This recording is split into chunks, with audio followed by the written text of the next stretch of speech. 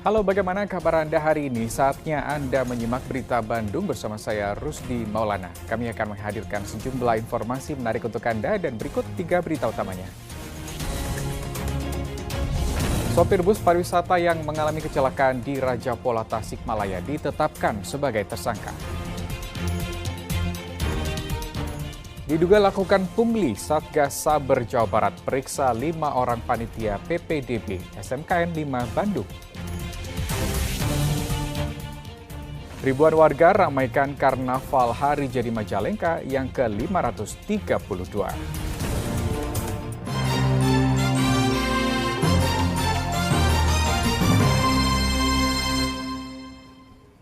Kita ke informasi pertama hari ini. Banjir melanda Kecamatan Sukaresik, Kabupaten Tasikmalaya pada Senin pagi.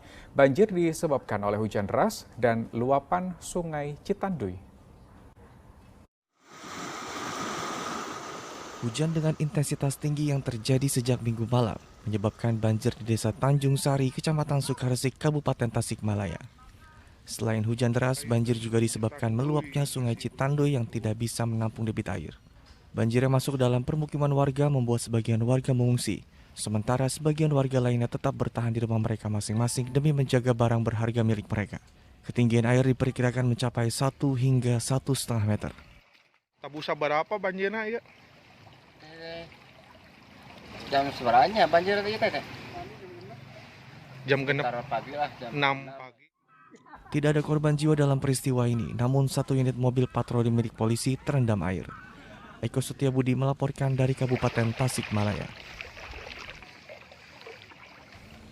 Ya, kita beralih ke informasi lain. Sebagian korban kecelakaan beruntun, belasan mobil di ruas tol Cipularang memilih dirujuk ke rumah sakit sesuai domisili.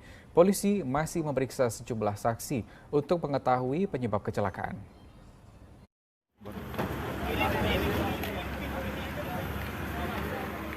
"15 korban kecelakaan beruntun di kilometer 92 tol Cipularang menjalani perawatan di Rumah Sakit Abdul Rajak Purwakarta.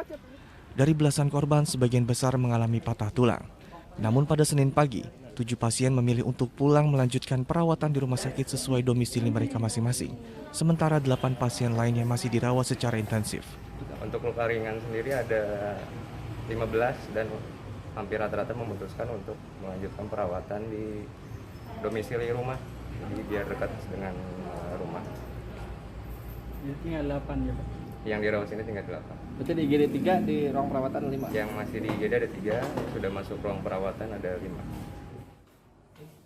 Menurut salah satu korban, penyebab kecelakaan diduga bus laju prima yang tengah melintas di ruas tol Cipularang mengalami remblong, sehingga sopir hilang kendali dan menabrak kendaraan lainnya. Tiba-tiba ada mobil bis, remnya blong. Jadi saya kena sundul kali. Sundul. Ya. Posisi Om mobilnya urutan keberapa kalau di Saya paling bontot, paling terakhir. di ujung? Iya. Meski ada saksi yang menyatakan dugaan penyebab kecelakaan, namun saat ini polisi masih memeriksa saksi lainnya, sejumlah petugas yang ada di lokasi kejadian, termasuk sopir bus laju prima untuk mengetahui detail kecelakaan. Dan saat ini Polres Purwakarta sedang melaksanakan ataupun melakukan pemeriksaan baik itu saksi ataupun dari petugas yang ada di TKP. Sementara belasan kendaraan yang terlibat dalam kecelakaan beruntun telah dievakuasi ke pos dari gerbang tol Jatiluhur Purwakarta. Zainal Arifin dan Syamsi Nursa melaporkan dari Kabupaten Purwakarta. Ya, sopir bus pariwisata yang terjun ke jurang di Raja Pola Tasikmalaya ditetapkan sebagai tersangka. Korban Siti Munawaroh yang hilang ditemukan tertimbun longsor. Dedi Kurnia Ilahi, sopir bus pariwisata yang mengalami kecelakaan di Raja Pola, Kabupaten Tasikmalaya ditetapkan sebagai tersangka oleh polisi. Dedi dinilai lalai saat membawa penumpang dan terbukti melanggar Undang-Undang Lalu Lintas Angkutan Jalan Raya. Saat ini tersangka ditahan di Polres Tasikmalaya Kota dengan ancaman hukuman 15 tahun penjara. Jadi kalau pasal 311 tersebut ada unsur kesengajaan di situ karena sudah mengetahui kondisi si sopir sudah mengetahui kondisinya bahwa dia dalam kondisi mengantuk tapi tetap masih memaksakan mengemudikan kendaraan tersebut. Di tempat lain, pencarian korban yang hilang atas nama Siti Munawwaroh terus dilakukan sejak Senin pagi. Proses pencarian sempat terkendala karena arus sungai sangat deras yang disebabkan oleh hujan sejak malam hari. Tim gabungan berupaya mencari Siti dengan menyusur sungai hingga menggali tumpukan tanah, namun sayang mereka hanya menemukan bangkai kursi dan barang milik penumpang. Petunjuk mulai terlihat ketika salah satu relawan menemukan telepon genggam saat menggali longsor. Setelah tanah longsor digali lebih dalam lagi, jasad Siti Munawwaroh pun akhirnya ditemukan. Alhamdulillah untuk korban atas nama Siti Munawwaroh alhamdulillah ditemukan dalam kondisi tertimbun tanah. Kaki di atas, kemudian kepala di bawah, jadi agak menekuk ke bawah. Kedalamannya Pak? Kedalaman diperkirakan 1 meter dari atas.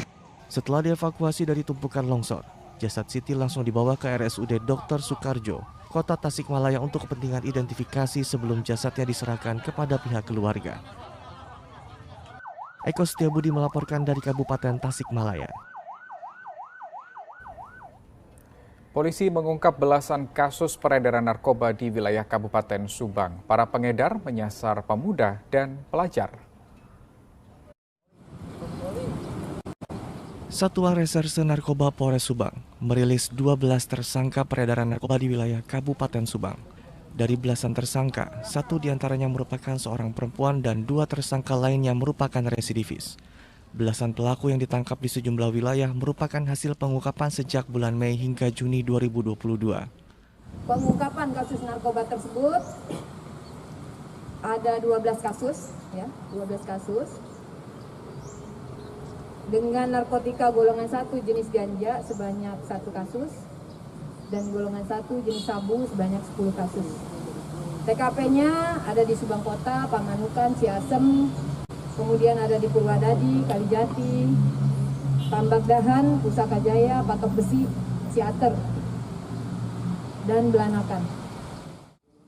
Selain menangkap belasan pelaku, polisi juga menyita barang bukti berupa ganja, sabu, dan beberapa jenis obat-obatan terlarang. Bahkan obat terlarang ini sengaja diedarkan ke kalangan pelajar. Atas perbuatannya, para tersangka terancam hukuman penjara selama 5 tahun hingga seumur hidup. Zainal Arifin melaporkan dari Kabupaten Subang. Ya, kita beralih ke informasi lain. Diduga lakukan pungli 5 orang anggota panitia PPDB SMK Negeri 5 Kota Bandung diperiksa dan ditangkap tim Saber Pungli Jawa Barat. Bermula dari pengaduan orang tua murid yang keberatan dengan adanya sejumlah iuran, Satuan Tugas Sapu Bersih Pungutan Liar Jawa Barat menginspeksi Sekolah Menengah Kejuruan Negeri 5 Bandung karena diduga adanya pungli. Setelah disidak, Satgas Saber Pungli temukan barang bukti uang sebanyak 40 juta rupiah untuk pembangunan dan pakaian. Namun berdasarkan Permendikbud nomor 1 tahun 2021 serta Perhub nomor 29 tahun 2021, pihak sekolah dilarang melakukan pemungutan baik untuk pembangunan, pembelian baju ataupun buku. Setelah mengumpulkan bukti-bukti, tim tindak saber pungli akan menyampaikan kepada Justisi untuk dilakukan gelar perkara. Nah, nanti di dalam gelar perkara ini akan menentukan arah. Apakah kasus ini dilimpahkan ke APH jika memenuhi unsur-unsur pidananya, atau dilimpahkan ke Inspektorat selaku APIP untuk dilakukan pemeriksaan administratif. Tapi kedua-duanya ini pasti ada hukumannya. Kalau di APIP mungkin penurunan pangkat atau pencopotan jabatan. Namun kabar itu dibantah oleh pihak SMK Negeri 5. Menurut Wakil Kepala Hubungan Industri, pihak sekolah tidak pernah meminta biaya kepada orang tua siswa, melainkan komite sekolah. Masih ada pembiayaan di sekolah, bukan sekolah yang minta biaya ke orang tua siswa. Orang tua, tapi orang tua meminta ke orang tua yang diwakili oleh komite sekolah, Pak. Peruntukannya? Setiap tahun. Peruntukannya salah satunya untuk apa yang bisa membantu pihak sekolah saja. Tapi di rinciannya juga ada mengenai seragam dan pramuka, Pak, itu secara detail disebutkan gitu, ya. Disebutkan. Itu memang betul, Pak?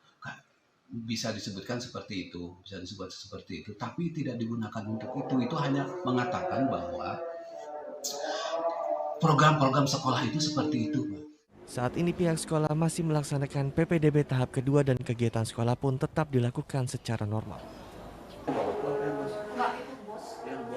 Muhammad Rizal melaporkan dari Kota Bandung. SPP gratis nasional ya.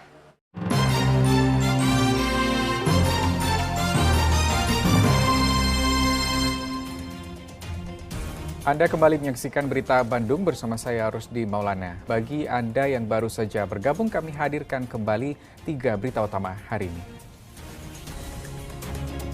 Sopir bus pariwisata yang mengalami kecelakaan di Raja Pola, Tasikmalaya ditetapkan sebagai tersangka. Diduga lakukan pungli, Satgas Saber Jawa Barat periksa 5 orang panitia PPDB SMKN 5 Bandung. Ribuan warga ramaikan Karnaval Hari Jadi Majalengka yang ke-532.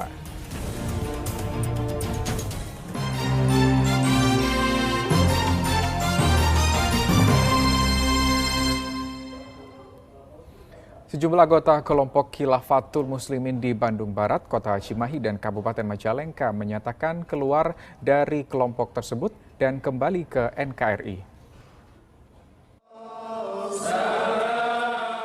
37 orang anggota kelompok Khilafatul Muslimin Bandung Barat dan Kota Cimahi melepaskan atribut dan mendeklarasikan kesetiaannya kembali ke pangkuan Ibu Pertiwi.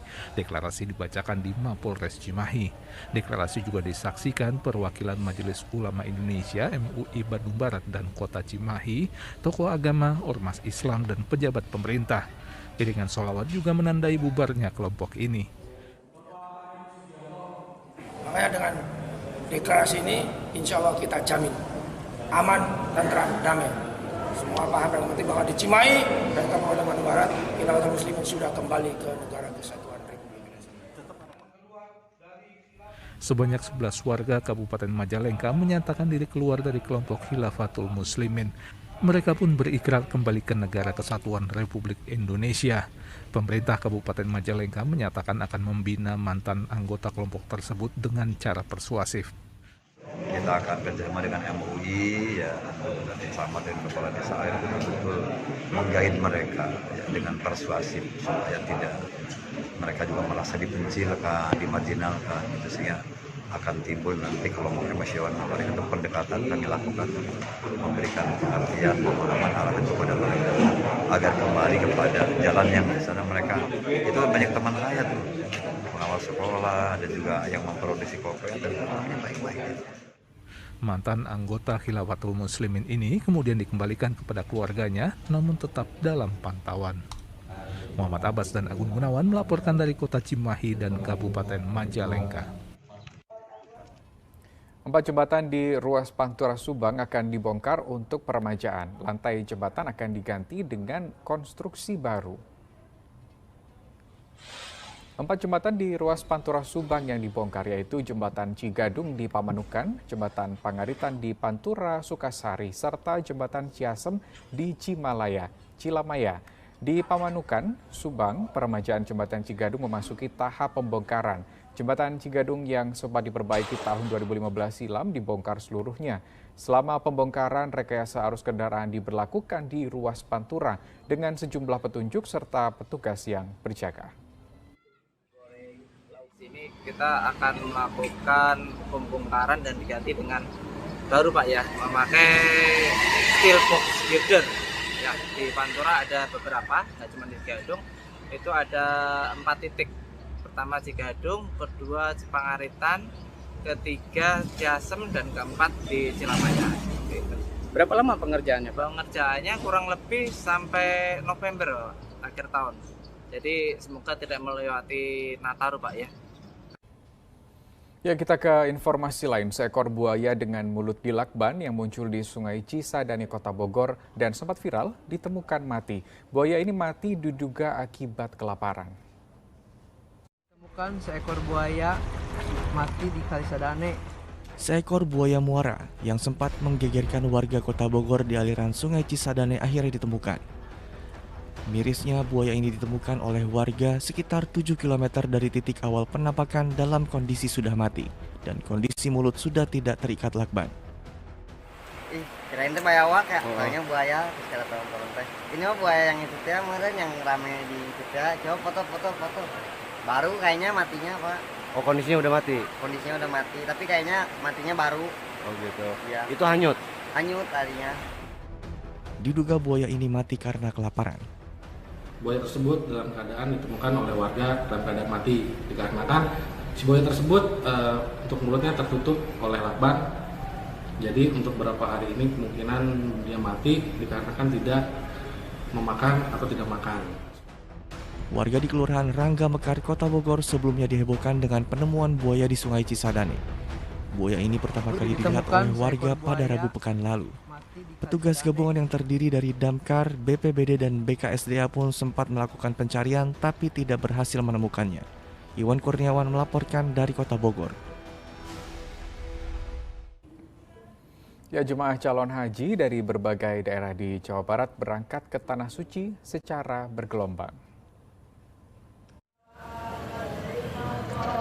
Senin pagi, 349 orang jemaah calon haji asal Purwakarta diberangkatkan melalui embarkasi Bekasi. Jemaah tergabung dalam kloter 35. Yang unik, seluruh jemaah calon haji dijemput satu persatu dari rumah masing-masing menggunakan mobil dinas pemerintah Kabupaten Purwakarta menuju Masjid Tajuk Gede Bungur Sari Purwakarta sebelum dilepas. Ribuan warga melepas keberangkatan jemaah calon haji Kota Cimahi hari Minggu di sekitar Aula Pusat Pendidikan Polisi Militer Kota Cimahi. Kota Cimahi tahun ini memberangkatkan 251 orang jemaah calon haji dan 6 orang petugas haji, sedang 13 jemaah yang sebelumnya positif COVID-19 telah dinyatakan sembuh dan bisa berangkat. Suasana haru mengiringi pelepasan jemaah calon haji Sumedang yang tergabung dalam kloter 32 di halaman Gedung Negara Kabupaten Sumedang Sabtu malam lalu. 392 orang jemaah calon haji diberangkatkan ke embarkasi Bekasi menggunakan 11 bus dan berangkat ke Jeddah, Arab Saudi hari Senin. 125 orang jemaah calon haji asal Kota Sukabumi Jumat lalu dilepas Wali Kota Sukabumi di Gedung Juang. Jemaah calon haji ini masuk dalam kloter 30 dan akan berangkat bersama jemaah asal Kabupaten Cianjur dan Karawang. 31 orang calon jemaah gagal berangkat tahun ini karena melebihi batas usia maksimal 65 tahun yang ditetapkan pemerintah Kerajaan Arab Saudi. Sebelum masuk bus, 217 jemaah calon haji kloter 30 gelombang kedua asal Kabupaten Cianjur Jumat malam lalu berpamitan pada keluarga masing-masing. Tangis haru pun mengiringi pelepasan jemaah calon haji. Sebelumnya, gelombang pertama jemaah calon haji Kabupaten Cianjur telah berangkat menggunakan kloter 16 dengan jumlah 404 orang jemaah. Puluhan koper jemaah calon haji asal Kota Banjar ini ditandai dengan ciri unik. Ada yang mengikatkan pita warna tertentu, cangkir plastik, bahkan bola tenis. Penyematan ciri khusus di koper sengaja dilakukan jemaah agar mudah saat mengambil koper di Tanah Suci nanti. Pita. Tali pita. Iya. Kenapa pakai tali pita? Untuk memudahkan pengambilan nanti kelihatan. Mudah dikenali. Iya. Kenapa nggak ciri yang lain, Pak? Itu cukup untuk ciri sendiri. Koper-koper ini sebelum dikirim akan diperiksa terlebih dulu oleh petugas bea cukai untuk memastikan tidak ada barang terlarang. Tahun ini, Kota Banjar memberangkatkan 89 orang jemaah calon haji yang berangkat dalam kloter 31. Tim Liputan melaporkan. Kita ke informasi lain, ribuan peserta mengikuti lomba lari 5 km memeriahkan hari ulang tahun ke-76 Bayangkara di Soreang, Kabupaten Bandung. 1.100 orang peserta Sabtu pagi sudah berkumpul untuk start di Geraha Bali Rame Soreang, Kabupaten Bandung. Lomba lari ini menempuh jarak 5 km dan dibagi ke dalam sejumlah kategori umum, pelajar, TNI Polri, dan jurnalis. Lintasan lari melalui Jalan Gading Tutuka, Jalan Raya Banjaran, Soreang, hingga finish kembali di Geraha Bali Rame. Pemenang setiap kategori berhak mendapatkan medali dan hadiah pembinaan senilai puluhan juta rupiah. Keseruan terjadi saat Karnaval perayaan Hari Jadi ke-532 Majalengka. Ratusan warga berebut hasil bumi yang diarak saat Karnaval. Majalengka pertama. ribuan warga memenuhi Jalan Kiai Abdul Halim Majalengka Minggu pagi. Mereka menunggu arak-arakan karnaval memperingati hari jadi ke-532 tahun Majalengka. Karnaval menampilkan sejumlah mobil dengan hiasan berbagai hasil bumi, mulai dari sayur mayur, buah-buahan, hingga makanan ringan. Sejumlah warga yang menonton di pinggir jalan kemudian merangsek ke depan dan menyerbu mobil untuk berebut hasil bumi yang diarak. Yang diambil itu dari mobil. Kurang kali 15. Iya silakan untuk Makanan ringan. Ada sayuran nggak? Tolong dikasih jalan. Buncis, cabe, bawang ada. Dapat. Luar biasa. Apa? Wah, ada Naruto. Jadi bapak-bapak kudu. Negara Harja. Gimana, seneng nggak? Iya. Capek. Hah? Karnaval Hari Jadi Majalengka biasanya diadakan setiap tahun. Namun, karnaval kali ini jauh lebih meriah dan dijadikan pesta rakyat karena sempat vakum selama 2 tahun akibat pandemi. Agun Gunawan melaporkan dari Kabupaten Majalengka. Ya, demikian berita Bandung hari ini. Atas nama rekan yang bertugas, saya Rusdi Maulana mengucapkan terima kasih atas kebersamaan Anda. Selamat beraktivitas dan sampai jumpa.